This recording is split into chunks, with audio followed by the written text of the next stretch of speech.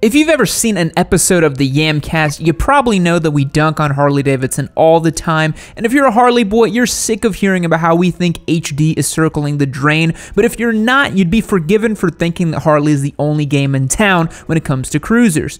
There's actually a wide assortment of cruisers, from little baby metric bikes to big burly Indians to backward and wrong Moto Guzzis, because everything Italians make has to be special. Today we wanted to take a few minutes to highlight the various types of cruiser boys who don't ride Harleys because they're so often overshadowed by their $40,000 dentist mobile driving wannabe sons of anarchy brethren. We're going to be looking at specific riders of specific bikes because each one has its own little cult of personalities, be they retro cafe cruiser boys on Triumphs or Diavel riders who aren't sure if they're actually a leather daddy or if they belong at the track. Some of the bikes you won't be seeing on this list are obviously any Harleys because regardless of whether it's a big twin or a Street 500 handbuilt choppers or any of the other big wheel bikes, because those riders have less in common with the cruiser crowd than they do with any of the Busa boys of the world.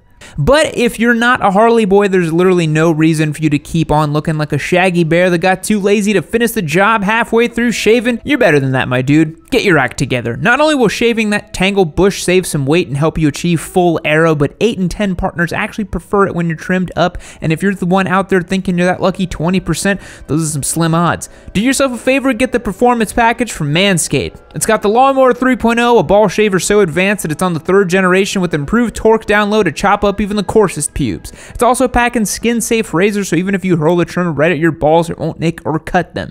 The performance package also includes the Shears 2.0, a nail trimming toolkit so comprehensive there's no job it can't tackle, and the Weed Whacker ear and nose hair trimmer because yes, you do need to trim your ear and nose, you heathen. Click the link below and use the code Yammie to get 20% off your order and free shipping because I guarantee you we just got demonetized based on all the things I just said. Big shout out to Manscaped for supporting our shenanigans for over 2 years. They're the channel's longest partner, so go and show them some love and get your balls or your lady parts looking good at the same time. Now, the first cruiser boy you'll encounter out in the wild who hasn't jumped on the Harley bandwagon is the guy on the Suzuki C-Class bike. You see, Suzuki's got 2 different kinds of cruisers. First off, there's the M-Class bikes, which are the more stealth-out, aggressive-looking, with the M109R being their holy grail muscle bike. In reality, it's an overweight and slow pig of a bike. We're not talking about that. We're talking about the C-Class bikes, which are more heritage-looking cruisers with bags, windscreens, and a lot of chrome. They make the C50 and the C90, with the former having an 805 liquid-cooled V-twin engine, and the C90 a 1462 cc's of dad bike fury.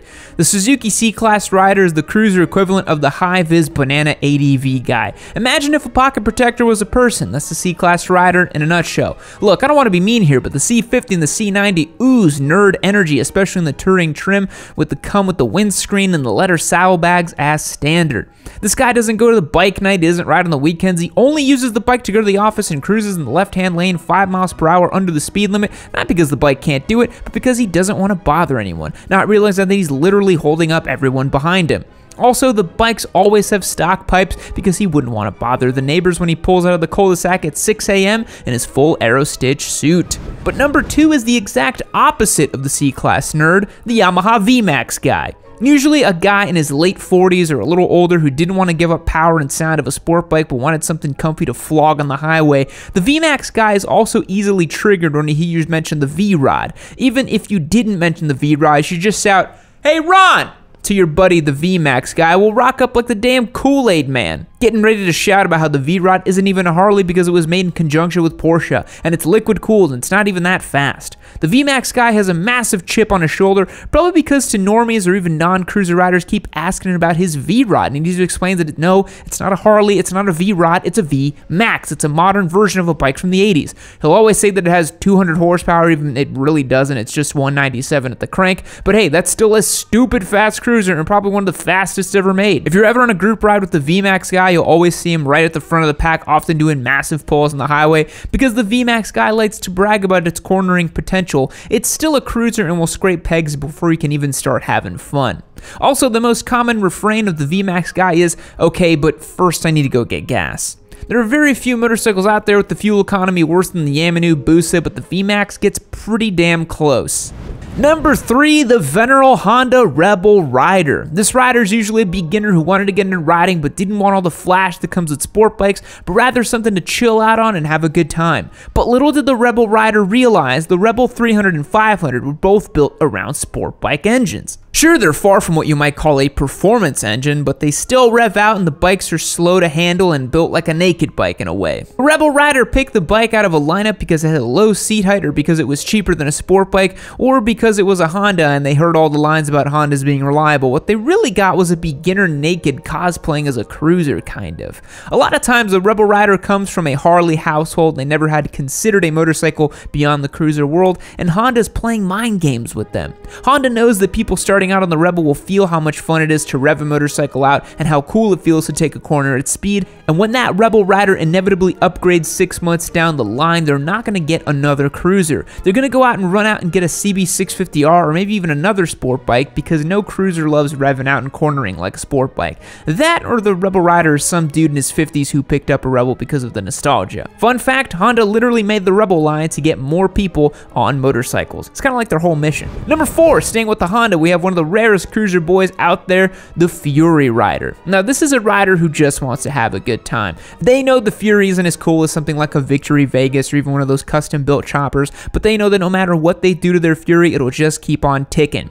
I need to take a second here and mention how cool it is that Honda still makes this motorcycle. I mean, Honda has become one of the most boring manufacturers lately, only putting out heavy and slow dual sports, heavy and slow beginner bikes, and the same dang CBR 1000RR for the past years. And yeah, they have the new CBR RR squared divided by SP times pi, but that's just an expensive leader bike, which are a dime a dozen nowadays. The Fury is the only chopper you can go and buy from the factory floor, and it's weird that Honda, of all companies, makes it. But anyways, the Fury Rider isn't all that concerned with going fast because it's not about the destination, it's about the ride. They also don't care that the bike's 71-inch wheelbase, 32-degree rake, and 663 pounds wet weight makes the bike handle like it permanently has a flat tire. They just want to cruise down the main strip of their town looking cool and having all the normies come up and ask them it's one of those LA choppers from the TV show. If you ever see a Fury out in the wild, be sure to get your master balls out because you've spotted yourself a unicorn right there. Number 5, the Kawasaki Vulcan S Rider. Look, the Vulcan S Rider is like the Rebel Rider from the upside down. While the Rebel Rider is destined for a life of sport bikes, the Vulcan Rider is destined for a life on a Versys 650. The Vulcan 650 is basically the base model Dodge Charger. It looks the part with its aggressive lines and fancy paint, but then you turn it on and you have one of those hold up, wait a minute moments when you realize there's no V8, but rather some rinky-dink EconoBoost inline 4 or something like that. That's basically the Vulcan in a nutshell. It looks kinda cool, and then you turn it on and you hear the most uninspiring engine note, and for the life of me, I don't understand why the Vulcan boys keeps going to mat for this bike. They're always extolling the virtues of its handling or saying it's so light and nimble and has plenty of power, but they know that deep down, they should have just stayed on a sport bike. They sacrificed fun, the altar of practicality, and begun their slow march into the doldrums of dad bike life. Also, it doesn't matter what pipe you put on the Vulcan, it'll never sound good. I'm sorry, but that's what you get when you buy a big bore 180-degree parallel twin. It's a lawnmower with 67 horsepower. Don't at me, Vulcan boys, and if you own one, I better not see you in the comments down below. Number 6 is the closest we're gonna get to a Harley rider in this video, Yamaha Bold Guy.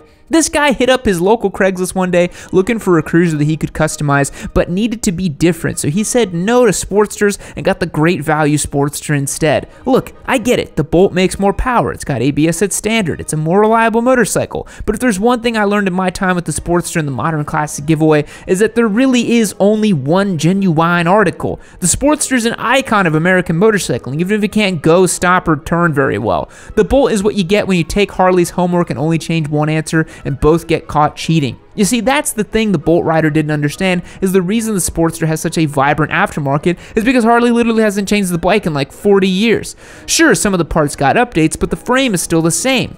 But when the Bolt boy goes to look for parts his bike, all he finds are wannabe club bike bits or bobber builds. He might go to bed late at night wondering if he really made the right choice not buying a Sportster, but hey, at least he didn't have to pay a Harley dealership through the nose for an oil change. Number 7, finally on this list, is the Moto Guzzi Cruiser Guy. This guy's the most discerning of cruiser riders. He sampled it all from big touring Harleys to nerdy 650s or even pseudo cruisers like the BMW R9T, and none of them had enough character. So he went out and bought a Moto Guzzi. Now, if the Guzzi guy is coming from the world of Harleys, he's definitely rocking an MGX 21 because it's the only one that would look right parked out in front of a Coyote Ugly. But if he's coming from the metric touring dad bike cruisers, you'll find him on a California.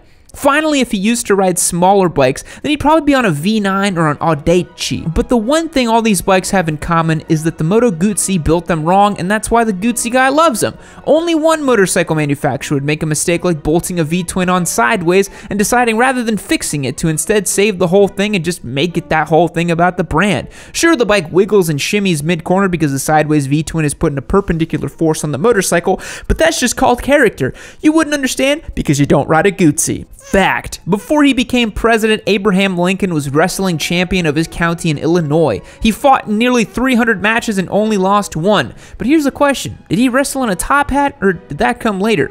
Goodbye.